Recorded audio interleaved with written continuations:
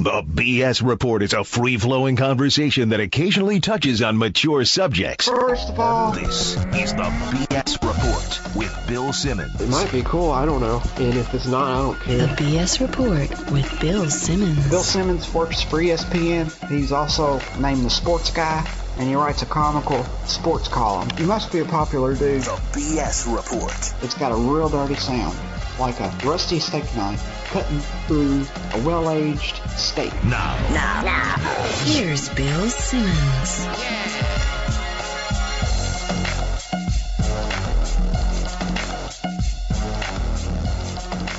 Welcome to the BS Report, a sunny Tuesday here in Southern California.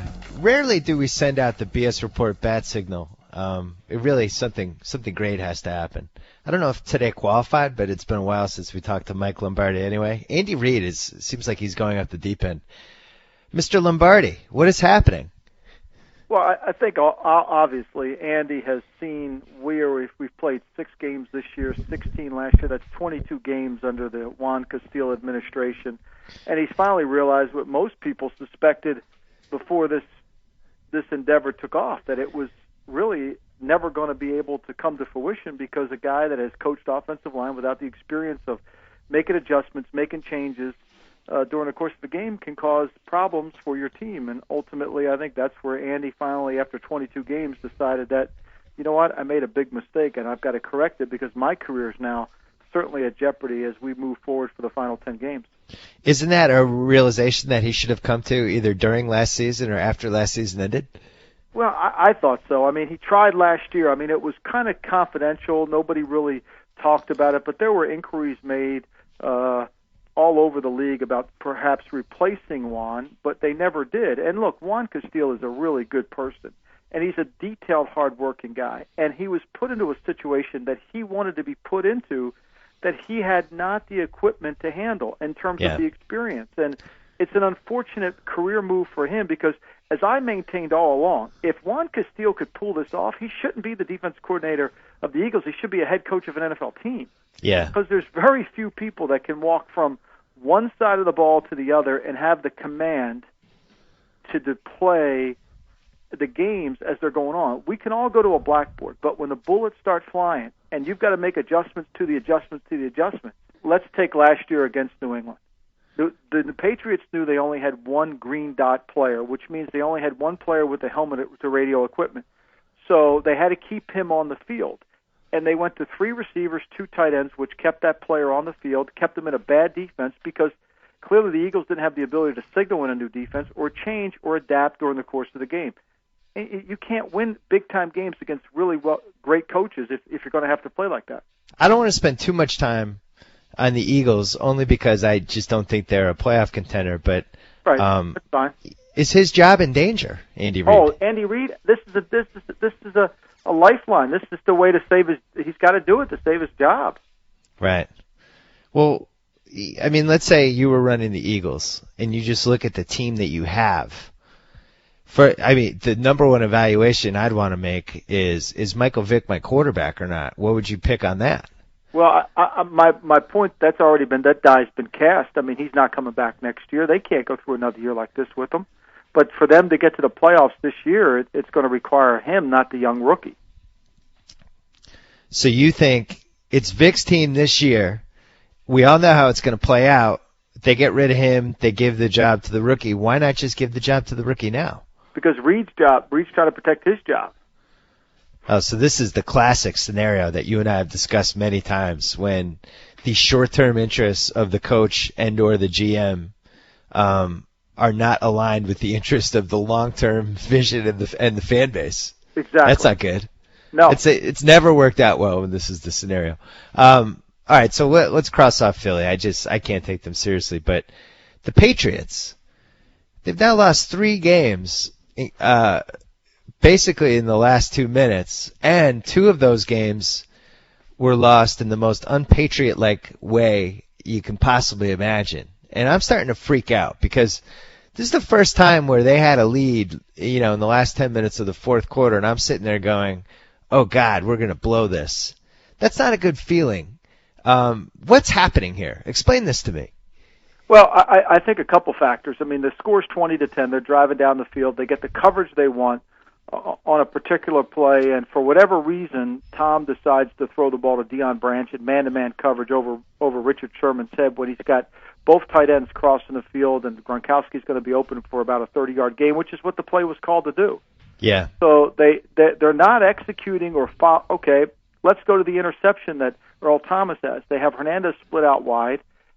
Earlier in the game, they threw a fade to Hernandez. Hernandez scores on that play almost 98% of the time, and they decided to throw the ball in the middle of the field into the teeth of the coverage, a 90-mile-an-hour fastball. I mean, at the end of games, they're not making the plays they have to make. The 4-minute drill against Baltimore, which would put the game away. They don't make the plays on that drill. All right, you're using the word they, though, and it sounds like it's a he. It sounds like this is Tom Brady. He was terrible in the Seattle game. He was really not very good in the second half of the Seattle game. Since, actually, Tom Brady's had past intentional grounding syndrome. I don't know if it's in the medical journals or not, but since the Super Bowl, intentional grounding syndrome has really plagued Tom. I think my dad thinks he has happy feet. He definitely has happy feet. I think your dad's absolutely right. I mean, he's ducking before tacklers even get to him. Yeah. So what's going on here? I mean, this is somebody that used to be a worrier. Yeah, well, I think great boxers have their moments. I mean, you just have to find a way to. He got hit a little bit in that game. I think he got rattled a little bit early in the game, and there's constant pressure. The game's moving fast, even though you don't feel it on the television. And I think he rushed and he made some bad decisions, and they've got to fix them. I mean, they got to find a way, especially at critical points in the game, to fix it. Now, there's a lot of things you can talk about. In terms of the defense and the secondary not being able to make a play on a ball thrown over 20 yards. They may set the world record for big passes allowed this season. But yeah, that might be a problem. The reality is they've had opportunity. I mean, that game goes to 27-10. It's over. The game was over anyway. They're up 23-10, and they had the ball 3rd and 1 inside the 5. Worst case scenario, they're up 16.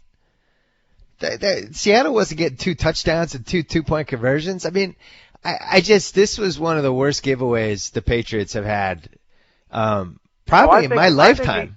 I think the Arizona game was a huge giveaway as well. I mean, yeah, but at least they got a break in that, though. They got the crazy fumble that they never should have gotten. But they didn't play good in that game. They gave that game away. All they had to do, and so that game they basically had a chance to figure it out, and then they gave it away. I mean, look, Tom has got to be able to make the plays, because this offense is on a record pace to be unbelievable. I mean, here we are. We're talking about a game in which an offense against one of the best defenses in the National Football League put up, I think, over 485 yards. I mean, we're talking about an offense that could set records if they would just take what was there instead of trying to force things. I mean, the throw to Branch, to me, sometimes what happens when you keep a player on your team that can't play, but he knows what to do, you end up throwing him the ball and it ends up hurting you. Well, even in Deion's prime, the 40-yard pass, if he's covered downfield, wasn't going to work, And I think Brady's had a tendency to try these deep passes with people that aren't really equipped to catch them, And there's a flip side to it. We saw it last night with Peyton Manning and Brandon Stokely, where he threw an incredible pass and Stokely made an incredible catch and it swung the game. But, I'm just looking at it like, all right, let's say I'm in the league. Let's say I'm one of the other teams that has a really good defense. And I watch the tapes of Brady in that Seattle game and Brady in that Cardinals game. And even you could go back to last year against the Giants. I'm thinking to myself, if I come after this guy, I'm going to break him. He's going to make mistakes. I don't think he wants to get hit like he did in the past. I think we can get this guy. I think we can keep coming after him. He's going to fold. Is that a fair statement? Not really, because they're protection schemes, and he's so good at the line of scrimmage that he'll get himself protected and the ball will come out and you won't be able to cover. I think the best way to get to him is you've got to rush. You have to have a dominant defensive line that can get there with pressure. You got to force him to have to reload the football, recoil the football. And usually when he does, not good plays don't follow. And you've got to make them nervous in the pocket. I mean, that's just right now, that's the way they are. And they've done a good job of running the football, which takes some of the burden off them. But look, I think this. I think if Tom Brady has to throw the ball more than 40 times for the rest of the season, I don't think the Patriots are going to win many of those games. I couldn't agree more. And, as you kind of glossed over the fact that they're on pace to give up, I think, 100 plays of over 20 yards. Right? It's been 6 a game. I've never seen a secondary when the ball's in the air. There's no way. I mean, it looks like I don't know who was on the court for Kentucky when Christian Laettner caught the ball and turned around and made the 2 points, but they must be in New England Patriot uniforms right now. I don't understand. Sal and I talked about this yesterday. I don't understand why teams just don't throw the ball downfield, throw the up for grabs passes 3 times a quarter. Well, either it's going to be interference or a catch. Well, the Jets have to do it because the thing is, the problem is you got to throw the ball in bounds. Now, whether Sanchez does that or not remains to be seen. But I think this too. I think when the Patriots play a quarterback that moves like Russell Wilson didn't beat him with his arm. I know the passes were nice. Don't get me wrong, but where he beat him was with his feet. Yep. His movement out of the pocket. The Patriots didn't do a good job of keeping him in the pocket and forcing him to stay in there. And I think when they watch the tape, I think that's the area where they feel like they've let themselves down the most. I agree. Last night, Denver beat San Diego in an incredible comeback that somehow wasn't incredible because it was Peyton Manning on a Monday night and because North Turner was involved. So it wasn't like you're sitting there going, oh, my God, I can't believe this is happening. You fully believed it was happening as it was happening. I guess the 2 separate storylines here. One, let's start with San Diego first. That felt like I know we say this all the time with them, but that really felt like a tipping point moment for not just Norv, but it's kind of, is that like a Jake Delhomme type of game for Phil Rivers where there's just no coming back from it? I think Phillip Rivers from the first pass of the game, which I'm not sure was a pass or not, I couldn't tell what it was, to the end of the game really didn't play well. I mean, I think Phillip would be honest and admit that to you. Can we say that he hasn't played well in a year and a half? I think no, he's had inconsistent moments of playing well. But Brady, and like a lot of guys that have to get moved off spots, when the play breaks down, Phillip doesn't always seem to come up with the best play. I'm being politically correct here. All right, I think he struggles. You're taking over a franchise, and the owner says, I have good news. Phillip Rivers is going to be our quarterback for the next 4 years. I just traded for him. How do you feel about that? I say, well, we better make sure we got a really, really good offensive line. Yeah. We can't have a Mike Harris playing left tackle who's a college free agent. We just can't have it. We got to have to put all our resources into offensive linemen, and we got to give them really good protection.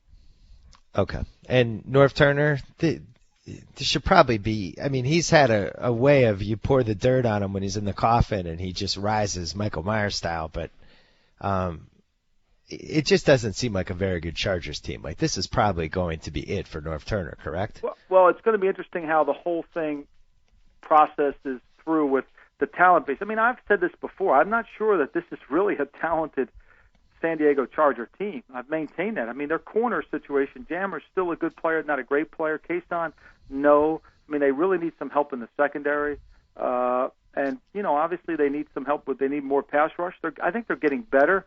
But when Takeo Spikes is still one of your better players on defense at his age, I think you've got to worry about that. And they don't really have that.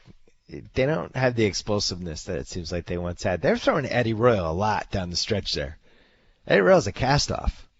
Yeah, I mean, I think they really missed that change of pace back. I think Ryan Matthews is a good player. They don't trust him all the time, whether they can. To hold on to the football, but they missed that change of pace back. But I think really when you boil down this Charger team, I think it starts with their offensive line. I think that's where they were good before. They're not quite as good now. Yeah, the left tackle's performance the last couple of games was an abomination. All right, so Denver's 3-3. Schedule's about to get a lot easier. Yet they played 6 games this year, and in 4 of them they've trailed by 20 points or more, which is kind of incredible. That is not a good sign if you've trailed 66% of your games by 20-plus points at some point in the game. And Manning's putting up these huge stats, and people are comparing his numbers this year to 2006, but this is a lot of garbage time throwing it every down kind of stats. Like, what do we make of those first 6 weeks with him? Well, I think Manning has done a good job of being precise with the football, for executing what he does really well, throwing the ball in the middle of the field, running the offense. But I think the gloss that's been really last night, it showed up. I mean, Denver's defense isn't a top defense. And I think Elvis Dumervil had a great night last night, but typically that's not what Elvis Dumervil's been like all season. Now, he was going against a rookie free agent, and that certainly highlighted his play. But when you watch the Patriot game, he wasn't even interested in playing. And I think this Denver defense, particularly in the secondary, I think there's some real problems and concerns. Now, Denver fans, you know, the win just goes in the win column. I mean, they don't care about the reality. But I think to play good teams, I think it's going to creep back up. They're what we call a Rolodex defense, which means they have a lot of defenses, and they just, you know, the anti-Fred Palermo rule, you know, they can cook a lot of things. Yeah. And so, you know, they're a diner defense, and there's a lot of things on that menu, and sometimes they hit and sometimes they miss. It seems like the Broncos and the Falcons won the lottery this year in the NFL, just with the divisions that they ended up with, and especially the Falcons. The Falcons are, I mean, look, you give them credit, but they've beaten two bad teams, the Raiders and the Panthers, barely on last-second field goals. And they've made the plays that they had to make. And, you know, some people could look at it as luck. Others, I look at it as, look, they're improving their mental toughness. But could they go beat the Packers? Could they go beat the Giants? I'm not sure of that. Sal asked me yesterday on the podcast what two teams I would not want to see in a single elimination playoff game. One of the answers is obvious, the Giants. I couldn't totally come up with the other answer, and Sal was like, well, what about the Packers? And I thought about it. I actually think that's the right pick because, you know, the ceiling of that team when Rodgers is firing on all cylinders is probably, other than the Patriots, if Brady is firing on all cylinders, it's probably number two behind the Giants. Who would be your two teams? Well, I think the Niners are such a unique team to play that if you haven't done a lot of work for them or played them before, I don't think you're going to get ready to play them. And I think New England, you know, what got lost in the Seattle game on the road was they ran 85 plays again. And I think New England's tempo, if you're not ready for it, if they could run 85 plays on the road against one of the better defenses in the National Football League, I think they're going to be really hard to prepare for. But it's uniqueness that creates problems. It's when you can't judge speed, when you can't judge quality in terms of the tape. You could look at the Bucs defense in 2002 and think, man, there's plays here, but when you watch them play in person, they were way too fast. Same thing with the Ravens in 2000. I think the Patriots that way, and I really think the 49ers are a hard team to prepare for because they play a style that's most different than any other team in the league has. I guess you got to play the perfect game against them now. The Giants got the lead on them. The Giants forced them out of their comfort zone, and the Giants forced them to play a game that they're not real good at playing. Well, but we've seen that happen to the Niners twice now. And I would say the difference between them and the Giants and the Patriots, maybe the Falcons to a lesser degree, but once they're down 10, it's basically you put a fork in them. They can't come back. There's not a lot of teams that can get them down 10. True. There's not a lot of teams that are going. I mean, let's face it, Seattle's not going to get them down 10. Seattle's going to be in the middle of the ring. They're going to try to slug it out with them all the way through. Arizona's never going to get them down 10. I mean, the only team, Green Bay, could get them down 10, but they couldn't do it. They couldn't match them physically. They controlled the pace of the Green Bay game on the road completely. And, you know, I mean, could Philly get them down 10? Yeah, Philly could, but they would punch Philly in the mouth and get back in the game. Well, that's not saying much, though. That's Philly. That's what they do. They get 10, they have 10 and they roll over. That's their MO. I mean, Philly's minus 22 in points scored to allowed, and they're 3-3. And here, everybody here is saying in Philadelphia, in the area, is, oh boy, the Eagles, you know, they could have a chance. The Eagles legitimately could be an 0-16. Yeah. They could I mean, if L.J. Fort catches a pass in the end zone against the Browns, Vic throws another interception. If the pass interference call against the Baltimore Ravens goes defensive pass interference as opposed to offensive, which clearly could have been, if Flacco gets one more first down, and if Lawrence Tynes makes the field goal, they're 0-6. And, you know, they're definitely number one on this list of teams that they could be up 10 with 5 minutes left and you keep watching the game. Yeah, there's no question. They are number one. And I think that's the one thing we've learned. If you ask me, what have we learned after the season? That records are meaningless right now. They're like San Diego's 3-3, and so are New England. The Jets are 3-3, and so are the Patriots. But they're different 3-3s. And I think you're going to see in the next 6 weeks a differentiation between the really good teams and the bad teams. I'm glad you brought this up. I know you hate talking about gambling, and you're not really allowed to. So we're not technically talking about gambling. But underdogs are 22 games over 500 this year. And just if you're looking at the spread of just favorites versus underdogs, underdogs have won 40 games outright through 6 weeks, which is an incredible number. That basically half of the games every week are being won outright by underdogs. And people are trying to figure out what the reasons are. I mean, could you say that this year is the all-time parity season, or what else do you think is going on? Well, I think a little bit of it is parity. I think the first couple of weeks with the game officials, certainly, I think it played a part in that. Yep. But I think now, I can't explain Pittsburgh going into Tennessee and not being able to beat that team. I don't understand that. I can explain it a little bit. I think Pittsburgh might just not be good, right? Well, I think Pittsburgh's got some huge concerns. I mean, obviously their offensive line's a concern and their defense is a concern. But for the most part, I mean, you would think they would be able to go in there and still find a way to win the game. And I think some of the really good teams are having a hard time finding a way to win the game. For example, the Patriots. I mean, here they are. They've lost 3 games by a combined total of 4 points. They've had 10 point or more leads in the fourth quarter and have lost both games. Yeah. That's not typical. Now, it's got to get straightened out. And the league's got to get – I mean, look, Arizona lost to Buffalo. Arizona was undefeated at one time. Arizona has no running game. Arizona has Larry Fitzgerald, not much else of a passing game, and they got a great defense. They can't block They can't block anybody. I think we've set the record this year for most teams that just can't block anybody. Yeah. I don't know whether we're in an offensive lineman drought or what's going on here, but I think there's no question offensive linemen are at a premium. In fact, if I ever got back in the league, I'm not sure I wouldn't try to take as many defensive linemen and convert them into offensive linemen, because the talent level in college football at offensive line has gone down, and so you're having a hard time finding offensive linemen. You're having a hard time finding mid-round offensive linemen that can come in and really perform, and you're going to have to find a creative way, like the Cowboys did back in the early 80s and the 70s, and moving Pat Toomey from defensive tackle, or Mark Tuinei, or whomever they did. You know, they were very good at doing that, and I think you're going to have to find more teams being creative in that process. Was that just a guest appearance by your dog? Yeah, Bella made an appearance. She's been very disappointed. She has not been on the Sports Guy podcast, so it's just time to come out. That was great. I love that. I would have been more fun if she barked during a Michael Vick part, though. She's anti-Michael Vick. I just want you to know. She lives in Philadelphia. Yes. My dogs are anti-Michael Vick as well. Hey, you were not on the Russell Wilson bandwagon, to say the least. And there was a time there when it was just me and like 3 other dudes on the bandwagon. And I even tweeted, I think it was a week ago, about how our gas tank was on E. And then he rallied. They pulled out the Carolina game, and then he was magnificent against the Patriots, which I guess was the irony of ironies, that his breakout game happened against my team.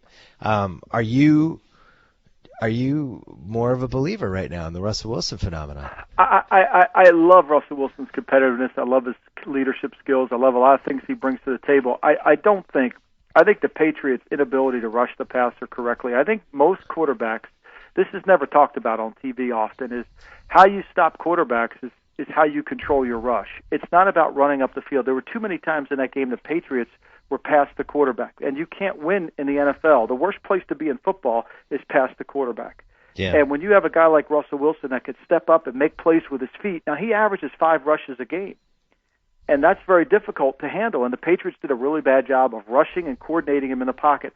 I'm going to really reserve my bandwagon jumping on and off until I see him play against this 49er team and see how he matches up against their rush.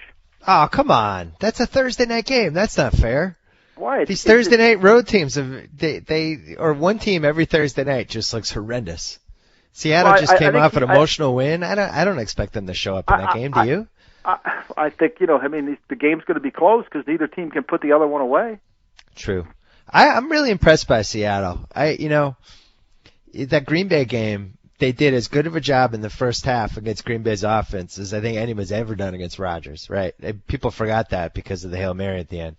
They played the Pats really, it was a little bend but don't break, but you got to give them credit for it. They made plays. They hit Brady. They had Brady thinking by the end of that game. Their special teams are really good. I think their secondary is probably the best in the league. They can rush the passer. They have 3 receivers that, maybe aren't ideal receivers, but at least guys who can get Sidney Rice, Doug Baldwin, and Golden Tate. Those guys can get open every once in a while. Marshawn Lynch can rush the ball. They definitely have a home field advantage. There's no question. I think that's a pretty good team. Yeah. No? I definitely think they're a good team. I think they're always going to play in close games. I think it's going to always be tight, and I think the longer the game goes, their defensive line becomes more dominant, more concerning, and they become a factor. I mean, if you put Seattle in the AFC, they might be the fourth best team in the AFC. They just gave up. I mean, yeah, they would, but I mean, when that field helps them tremendously. Yeah, but they play 8 games there. I know. And they might be able to host potentially. That's why winning in Carolina was huge for them. Right. I mean, well, what's interesting, anytime they get a road win, it's just put another build a bandwagon playoff team for them. But everybody's handing this division to the Niners, and I don't think it's over yet because the Seahawks have a much easier schedule. And even if they lose this game, they'll be 4-3. But the Niners already have 2 losses. They still have to go to Seattle. They still have some tough ones left. They had a lot of injury luck last year that usually doesn't replicate itself 2 years in a row. I'm not willing to concede that division. But I feel like that's one of the best 10 teams in the league. So yeah, I mean, they're hard to play. There's no question, and you better make sure. And they're not complicated on defense. They're not challenging intellectually in terms of how they approach you. You got to be able to handle their size at corner. You got to be able to, you're not going to run the ball effectively on them. And excuse me, you're not going to be able to run the ball effectively on them, and so you have to find ways to control the game without knowing you can get a run. I thought it was remarkable that the Patriots even had, I think they had 36 rushing attempts in the game, which is unbelievable considering that it's hard to run the football. And Miami, I think, is another team that might be sneaky decent. And Miami's good. Miami's good on defense. There's no question. And and look, the best thing a rookie quarterback can have. We saw it last year with Blaine Gabbert. Everybody says, "Oh, you've got to have a great running game, and a rookie quarterback will flourish." No, you have to have a great defense because you got to be able to manage the game correctly so that you don't take too many chances and you don't put the quarterback in situations where he gets behind. And Miami's defense has done a really good job all season long of keeping them in the game and not letting the game get away from them, and thus allowing Ryan Tannehill to play within the system, within the confines of what he knows and how he handles it. I mean, really, they can control the pace of the game brilliantly, and that's what you have to do. The only game they didn't do it was the Houston Texans game, the opener. Hey, you know what rookie quarterback has a great defense? Russell Wilson. There you go, and that's why when I watched the tape of the Patriot game, I came away thinking, look, Russell Wilson. I love a lot of things about Russell Wilson, but I think he's going to have to prove he can throw that thing from the pocket because the Patriots were really bad, and I think Bill Belichick would admit it, of keeping him in there and forcing him to do something that no one's sure he can do. Bill Barnwell wrote a very good kind of a look through 6 weeks, top 8 teams that went up yesterday on Grantland. His number 1 team right now, the Chicago Bears. What'd you think of that?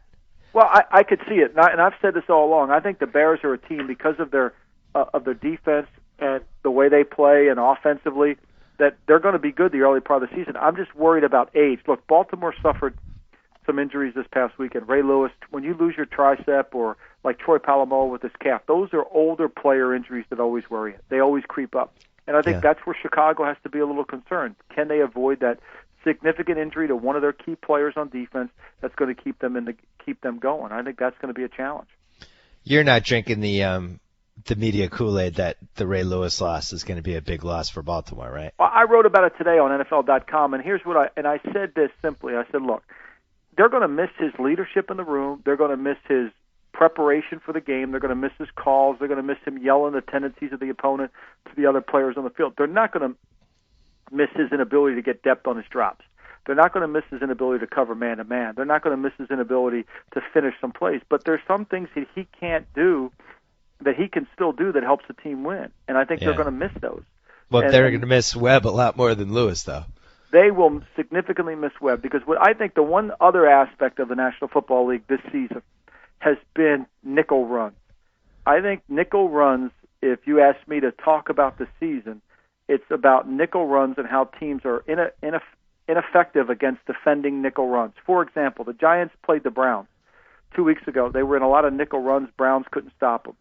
Cincinnati came thinking they could run the football. They didn't really try to run it out of nickel. They ran it out of base. Cleveland stopped them. Well, the fans said, well, why didn't we stop the Giants and when they ran the ball? Well, they ran the ball out of nickel. And oftentimes, if you don't have a guy who can play in the slot, a slot corner who can tackle, who can read, who's perceptive, he's got great instincts, and who's tough and can tackle, you can't play nickel runs.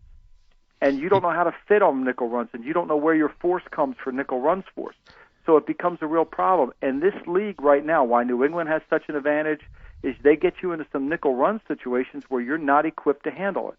And I think that's the tenure of the league. I think that's going to be where this thing's going, is how teams prepare for nickel runs and how much time you put into it during the week of practice and during your training camps.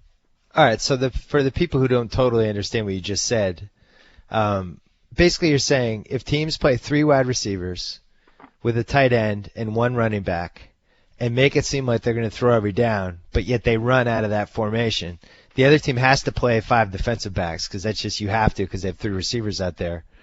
And teams have now suddenly figured out that this is an effective way to run the ball. Is that a good And they've recap? created more runs with it. They've created way more runs with it. And because of the expansion of the passing game, because teams are so good at throwing the ball from spread formations, that they've created the Oregon effect, which is really we're spreading you out to run the football. Yeah. And we're going to run it fast, and we're going to have some really good runs, and we're going to maybe not always have a lead blocker in our runs, but we're going to run some creative run schemes to force you into some problems. And if we throw it well enough out of the spread, you're going to have a hard time defending our run game when we decide to run it, because you're going to have a player who's a nickel corner, but he plays like a linebacker, but he can tackle, but he can cover. It's almost, to me, if I ever got back in the league, it would be a position that would be more valuable than a middle linebacker. Here's the interesting thing about this. Anybody who plays Madden pretty regularly, this is an offense that anybody who plays Madden, this was their favorite offense. You always did the 3 receiver where you could run single back, where you could run the ball, because it was always the one that worked the best against the Madden computer. And now it sounds like the real NFL teams have figured out this was a good offense. I mean, so you think the fullback's basically done? Oh, it's horrible. I mean, Cleveland puts Masick on the field. It's like they're playing with 10. I mean, when the Jets put Connor on the field, they're playing with 10. I mean, it's a joke. But the reality of it is when they spread you out, you better know how to fit those runs. And when I mean fit, you have to know where the force is, and you've got to be able to. And good quarterbacks know where the force is, so they run away from the force. And you got to be able to disguise it. It's a position that is very difficult to find in the NFL, in college football. It's very difficult. So who are some examples of guys who are good at it? Ladarius Webb was one of the best nickel corners in the league. Yeah. And he was great at blitzing. Charles Woodson is one of the best in the league. You know, when you get a guy that can play in there and he's physical and he can tackle and he gives run force, it makes your defense so much better. But if you don't have a guy like the Eagles didn't last year, they had 2 starting corners and a backup, you become in a situation where you don't know how to function. The Jets don't have a slot corner that goes in there and plays. You know, there's teams that just don't have that player, and if you don't have them, it becomes problematic for you, and then teams force you into some areas. And all scouts will always say, well, if he's not fast, we'll put him inside. Well, that's really going to help us a lot. He's not fast and he can't tackle. So there we go. There's 35 yards running right down the field. It actually sounds like what the Patriots wanted Brandon Merriweather to be, but he just couldn't get there. But that was kind of what they had hoped, right? It's what they wanted Chung to be, too, and he can't get there.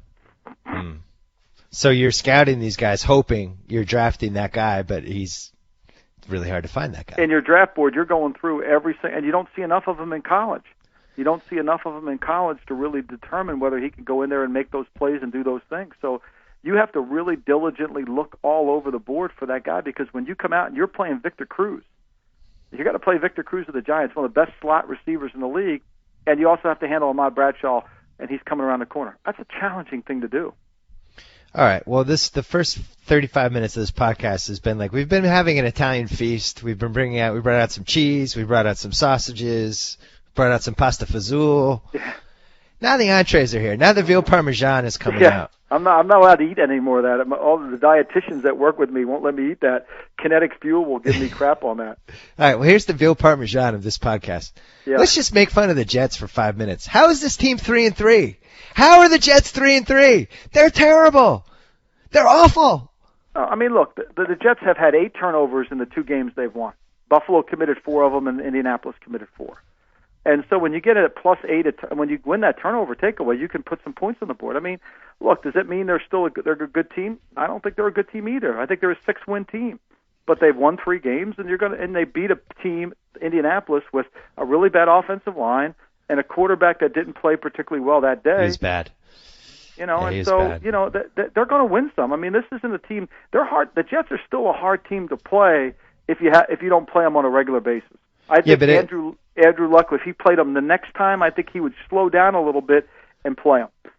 Yeah, and he missed a key throw. It would have been 7-0 if he had Fleener, and that felt like that changed the whole game. But the funny thing about the Jets, I always call it the kitchen sink game. When you're just like, you're not that good, but this is like really your make or break game of the year, and you got to throw everything you could possibly think of into the game. They did that against Houston on Monday night and almost won. And then against the Colts, pretty much the same thing, concluding with the fake punt that anybody who watches football who has the IQ over 70 knew was coming, and the Colts were blindsided by it. Please tell me at the very least that the Jets are not going to be able to successfully pull off another fake punt. I don't think they'll do that in a kicking game. Look, the problem with the play was I'm not sure everybody understands it, but when you get in punt formation, not everybody players sometimes forget who's eligible and who's not. Yeah. You know, and so that quick moment of decisiveness in terms of he's eligible, we got to stay on him, we can't let him go. You know, they got lost in that, and that's why Tebow was able to be effective in that. But look, the Jets have to find ways, and they did it last week. They came up with some new formations. They took the ball out of Mark Sanchez's hands, and they were able to run the ball against a run defense on the road that's a little small, and they were successful. And you know, they're smart coaches at the Jets. They know how to play. This week will be a more challenging endeavor for them because they're going to have a hard time taking away one thing from a team. All right, so AFC, we have Houston still number 1, right? Yeah, and I think Houston's still a good team. I think Cushing injury hurts them, but where Houston has to develop some more Houston has always been very good at being great at the first quarter, getting the lead and playing from in front because they're so good at play action. But if you watch the Jets game closely, and I mean really closely, the Jets, Sanchez had time to throw the ball. Sanchez had some guys that were open. He couldn't get the ball to them. The game was a lot closer than just the Jets being dominated. I think the Texans are a team that has to play certainly from in front because their drop-back pass game is limited. And I think Andre Johnson, when he goes against really good corners that can play, press, and run, and he's got the size to match with them, it really hurts the Texans' whole offense. And it becomes a little bit of a problem.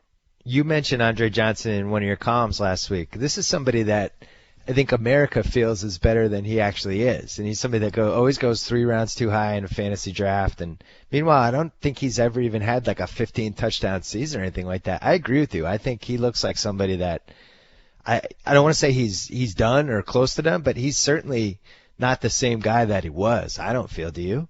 No, I don't, and I think the Texans would. If you gave Gary Kubiak truth serum, he would say the same thing. But they're working around it. They've got some young receivers. They're trying to work around the right side of their offensive line, and their defense is really tough when they play against teams that really can't attack them in the right way. And yeah. I think what you saw, Green Bay's skilled players really come to life. Rodgers' arm come to life, and it was a problem. I think it'll be like if they played New England, it would be a great game. Probably be whoever had the ball last would win the game, because both teams would be able to move the ball on one another. So you have Houston as a soft 1 in the AFC. Who's 2? I think New England's 2. I think New England.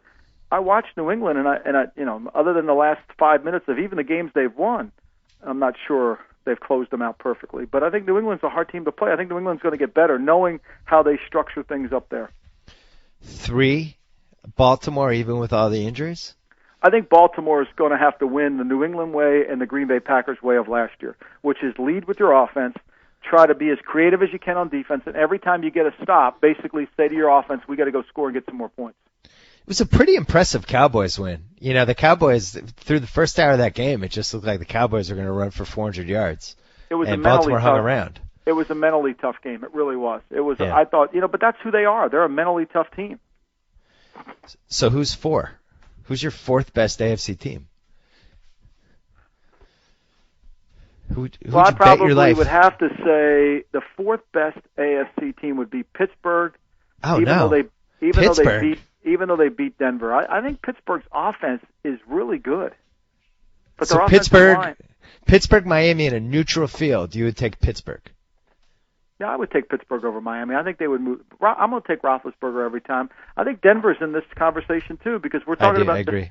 We're talking about teams that have deficiencies. I mean, New England's in this conversation too. I mean, I think every team in the AFC has slight deficiencies. Okay, so we'll say there's a Pittsburgh, Miami, Denver group that you could rank in whatever order you want. I would put Denver ahead of Pittsburgh. I might even put Miami ahead of Pittsburgh. But all right, let's go over the NFC now. So we would say you definitely have Atlanta over any of those three teams, right? I think if Atlanta had to play San Francisco, I mean Atlanta's 6-0. I would think San Francisco. No, I'm saying Atlanta over Pittsburgh, Denver, Miami. Yeah, absolutely, yes. And San Francisco, obviously. Chicago, obviously. Would you put, and the Giants, I think, obviously. So that's 4. Would you put Minnesota ahead of any of those three teams? No, I put Green Bay ahead of Minnesota. Oh, so you put Green Bay. So Green Bay's 5. Would you put Seattle over Pittsburgh, Denver, Miami? If Seattle's playing them at home, I would. And would you put, where would the Rams rank in that conversation? I don't think they're in this one yet. What about the Lions? They're not in this one yet either. I was not impressed with the Lions. The Lions offensively are too one-dimensional, and I think it's going to catch them. That is a nice win. They came from behind to win that game, but I think they've got some issues. When you call the Lions one-dimensional, do you mean the dimension is they fall behind by 10 points and then just throw the ball 45 yards downfield and a crowd of people they never and get hope somebody control of the catches game. it? They can't get control of the game. I mean, they have a real problem getting control of the game, and because they don't have a real running back and a running game, and because Best is not coming back this year, we talked about nickel runs earlier in this podcast, and Best was one of the best nickel runners in the league. Yeah. And he made you have to defend the box. He made you have to make sure you had a half a man in there. And I don't see that anymore with what they have. Mikel LaSure looks like he was good for one game and then didn't have it after that. Where would you put the Redskins in this conversation? I've been bitten by the Redskins way too many times. I think their defense is really average. I really think their defense is average. And I think RG3 is great, but I think their defense is average. Where would you put the Dallas Cowboys in this conversation? Well, look, Jason Garrett has, we haven't even discussed this yet. Well, I was saving it. It was dessert. It was the cannolis. I mean, Jason Garrett has got to figure out something. I mean, this is ridiculous. But I think the Cowboys are just a good team. I don't think they're a great team whatsoever. And I think they're hindered by a couple fundamental flaws that are tough to run away from. Their lack of offensive line dominance and Des Bryant inability to know what to do, and he'll make mistakes. Well, and I would actually throw in DeMarco Murray just being able to stay in the field. Because now he's down again, and now he's got foot ligament things. But it just seems like anytime this guy gets any momentum going, he gets hurt. Yeah, I mean, I don't know how they lost the Ravens game. It's really like I know the Cowboys have been in that position. I mean, they mismanaged the game terribly. I mean, they had no idea what they were. I mean, they had a chance to really get. They had a chance to get. I mean, they got the gift of a lifetime when they got the onside kick. So it sounds like you feel like the team that has the highest upside from raising from the ranks of basically above average mediocrity to kind of move up is Pittsburgh because they can throw the ball. Because Ben and they have 3 receivers that are impossible to cover. But they can't block. Well, I know that. That's a real problem. But Ben's, he does a great Muhammad Ali. He holds you off there with one hand and he throws it. Who would your MVP be through 6 weeks? A question that I normally hate, but I'm interested in your answer.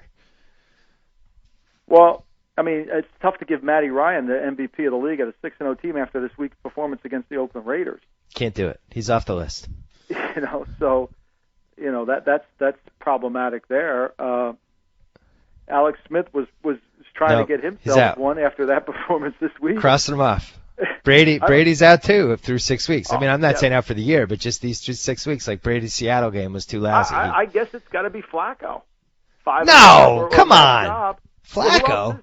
Who are you going to give it to? Flacco's that job? I mean, those are the guys that are the teams that are winning. I would say Eli. Yeah, probably. I made this case yesterday just because that team was so banged up and like even that Carolina game, which they're missing a lot of guys in that game. Not an easy game. Everybody thought Carolina was going to be good, and Eli just single-handedly dominated them. And I felt like in the San Fran game, same thing. Yeah, but Tom Coughlin's losing his edge here a little bit in the sense that the one thing he loves to do is us against the world mentality. Yeah. and now everybody's buying the Giants. He loses that one a little bit. I called him out for that in my column on Friday. He was like trying to do nobody believes in us, and Harbaugh was throwing his body in front of it. Stop it! People totally believe you can win this game. What are you talking about? Jim was, as you pointed out, Jim was so complimentary of their team. I wasn't sure it was Jim Harbaugh at the press conference. Is there a possibility he's a little too high-strung, Jim Harbaugh? Is there a Doug Collins potential with him? But that's a great point, though. This is the difference between Jim Harbaugh, and I don't know Jason Garrett as well as I know Jim Harbaugh. I know Jim Harbaugh really well. But every time I would walk by Jim Harbaugh in the Raider offices, which was quite often, he would stop and ask me a game situation. What would you do? Right. Random game situation in his head. And how would you do it? How much time for the onside kick? Blah, blah, blah. He knew all of them. He lives those decisions. He lives it. Whereas I see the Cowboys do the same thing repeatedly that they did last year, and they're wondering why they lost. I mean, how do you get on the team plane after you lose to Arizona last year, and then you decide you blow time? You know, the one that's gotten away because of what's happened with Andy Reid, Juan Castillo, and then, of course, Jason Garrett and all the bad calls. I saw something in the Browns-Bengal games that I'm not sure was on one of your screens there. In the Bat Cave. They did not make the Marvin make the Lewis was operating a 2-minute drive. Yeah. And they come down the field and they had 1:01 to go when they started the drive. They ran one play, and the next time they snapped the ball, it was 42 seconds, and the play only advanced 6 yards. And do you know what happened on the end of the drive? What? They didn't have enough time to kick the field goal. Oh no. Well, I will say the Brady Belichick end of the first half was about as bad as clock management gets. That culminating in the intentional grounding to end the half, which is the all-time slap in the face. Intentional grounding disorder. It's happened since the Super Bowl. The screen pass, he got intentional grounding on a screen pass. That's almost impossible. That was later in the game. That took him out of keeping the ball when they got back into the game. They were driving out. It was 23-10. And he got an intentional grounding pass on a screen pass that if he gets the ball to the screen, it might be the touchdown of the game. And last thing. Go ahead. He got caught up and flustered, and he threw the ball to the wrong place. And that's where I kind of thought I wasn't sure he was kind of feeling himself. Last thing, we've served the cannolis. The waiters have picked up all the plates, but we're going to have just a shot of espresso here. NFL Network's Cleveland 95 documentary, which premiered 2 weeks ago. I really liked it. I thought it was good. And you were prominently involved because you were one of the behind-the-scenes guys for the Browns. What was it like to watch the footage of Belichick and Nick Saban and who else was on that team? Scott Pioli. What was it like to see all that stuff 20 years later? I didn't watch all of it, Bill. It was a little too hard. It was a memory that I kind of have tucked back in my mind. It was a little bit difficult to go back to that 95 season. I think the memory I have most relevant in my head was we played Houston after the move was announced, and Bill and I got in his car. We both had driven separately to the stadium, and we went in there and we drove out to his house in Willoughby Hills or Moreland Hills or one of those places, and we got there and there was a house full of wardrobe boxes, and I could still see it to this day. And we went in and we went to his library, and he was sitting there very upset and basically said to both of us, "Well, I expect you both to win or you won't be here next year." And we got back in the car, and we looked at each other and said, "Well, this is going to be hard for us. This is going to be really hard." So you couldn't even watch the whole documentary? No, I didn't. It was really a hard time. I mean, what people don't understand is we were abandoned there in '95. I mean, there was a sense and we had a really good thing going, and we had a lot of really talented people there. Some got on the camera that didn't belong on camera. They weren't there that long. Yeah. They won't remain nameless, but some were really important parts of the success that we had there, and we were building something bigger than what I think people actually thought. There were some people in the town, the reporters, that didn't really support the situation, that really attacked Bill, attacked me, attacked everybody, and really brought the program down. They weren't on the they didn't have enough to show up on the camera either. Yeah, I remember. Obviously Belichick came to the Patriots in '96. And I remember thinking, oh, this is good. This is the guy from the Giants. He can help us. But then also thinking, But this is also the guy that everybody in Cleveland hated. Like, that was my takeaway, just as a sports fan who had no vested interest in what happened.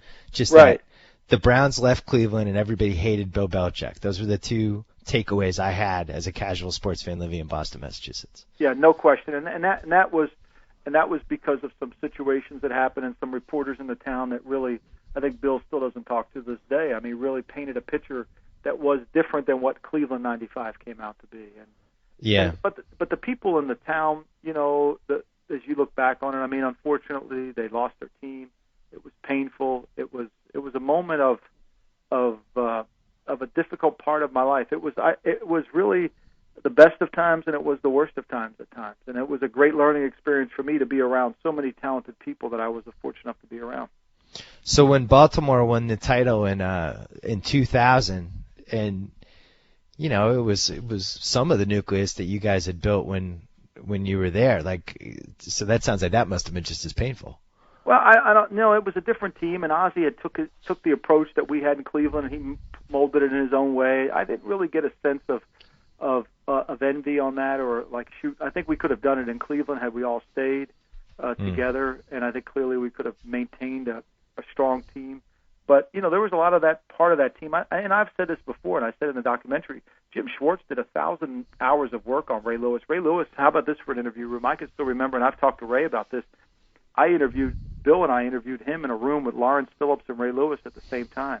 Oh, God. It was hilarious. And one guy was just, you could see the difference in both players, and it was fascinating. We did a lot of work on him, and I can still remember Jim Schwartz calling me in his office that we made a tape. I have over 200 plays on it, so Ozzie knew, and I knew, and everybody in the building knew that Bill was not in favor of little linebackers, and so we were going to have to sell it to Bill to get it through, and we were prepared to do it.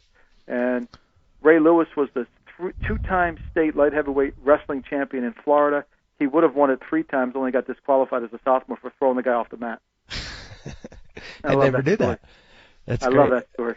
So you didn't see the part with the last home game, because that was something I had just kind of forgotten about. That was an insane scene. I still have the program from the last home game. I still have it with me. That was an insane scene. I mean, that stadium was. My booth was on the roof. I looked down on the field. I loved it. I could see Lake Erie. I mean, I have some great memories of Cleveland, painful memories, but great ones. And I loved the people there, and I thought we were really building something. And I knew Bill, and this is not with. I knew Bill was going to be a success when we all left. He got fired on Valentine's Day. I left the 21st, and I knew that when he left to go somewhere else, he was going to be great.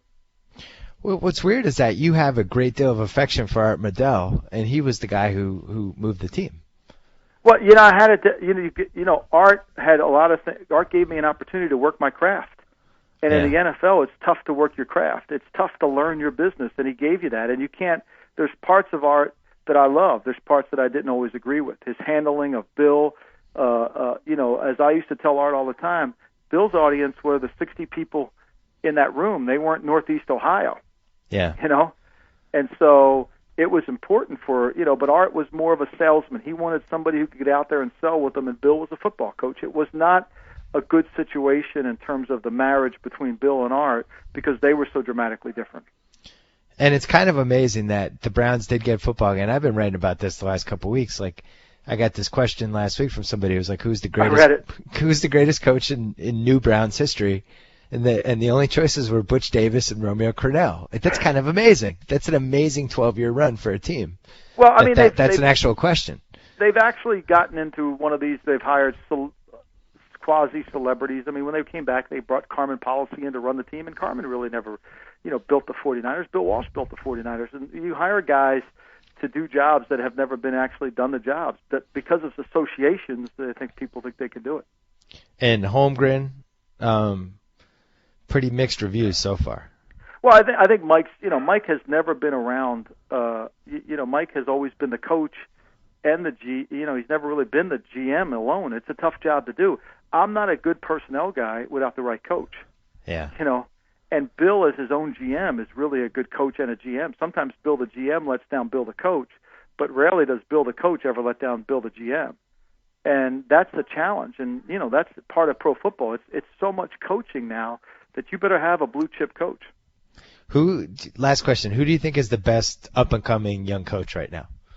In the National Football League or in college? National Football League.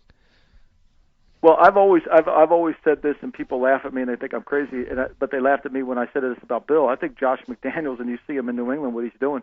I think he was in the wrong situation in Denver. They didn't understand him. I think he was too young to get that much authority.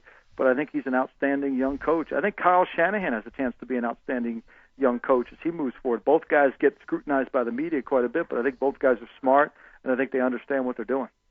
That's interesting. Kyle Shanahan's interesting. It would make sense. The guy spent his whole life in football. Well, I mean, you watch the offense and how they've adapted it to RG3. Yeah. I mean, they're not running plays that somebody else can run. They've studied this. I mean, I think he comes from a good lineage, and I think both those guys. I think Josh McDaniels, because of the Denver experience, much like Bill in Cleveland, I think he's gotten a rap about, should he have been the general manager of the Denver Broncos? Probably not. Probably not. Right. Well, all right, let's say I'm a super rich guy. Let's say I'm a guy who lives in Dallas and happens to own a team that won Super Bowls a while ago and then hasn't really been good for 15 years. Why wouldn't I offer Chip Kelly like $60 million to be my coach? I've written about Chip Kelly for going back to last year. I think Chip Kelly's outstanding. I think isn't that the Jim Harbaugh move? Just name your price. What is your price to come to the NFL? Because I will pay it. Just tell me what the number is. But I think college guys are concerned about a couple things. There's a lot of restrictions in terms of rules, how much you can coach the players. There's a lot of restrictions about what you can actually get done, and there's not as much freedom in terms of the decision-making process. So I think those would have to be answered for Chip Kelly to leave. And can he actually be able to run the offense? You think he's going to run that no-huddle, silent count offense at the line of scrimmage with Des Bryant out there? I'm just asking. Maybe Chip Kelly would have talked the powers that be out of drafting Des Bryant. I don't think those powers that be could have been talked out. Sometimes it's the convenient truth. You believe what you want to believe. It's a very good point. Mr. Lombardi, our dinner is complete. That's beautiful. I love it. It's perfect. And we enjoy the next Andy Reid press conference to see what happens next. Yeah, I have a feeling the next time we talk, it could be an in memoriam career podcast for Andy Reid. Although he'll probably get hired by the Browns in 2 years. I hope not. I hope not. It's only October. I don't want to have to talk to you in January again. Well, oh, that's right. Teams, it's really hard to get fired during the season for some reason. That's the one thing that's changed about the league. You really have to do a lot to get fired, and I think I can't imagine anybody getting fired in the next 4 weeks, right? Andy would be the number one candidate. No, I think if anything, I think GMs will probably start getting fired before coaches. Ooh. Oh man. That's for another podcast. That's for another podcast. Michael Barty will read you on NFL.com. We'll watch you on NFL Network. As always, thank you. Thanks, Bill. So I get to sign off. Whoa. Thank you for downloading the BS Report with Bill Simmons. Too much fun. Check out more podcasts at the iTunes Music Store or at Pod Center at ESPNradio.com. Peace out.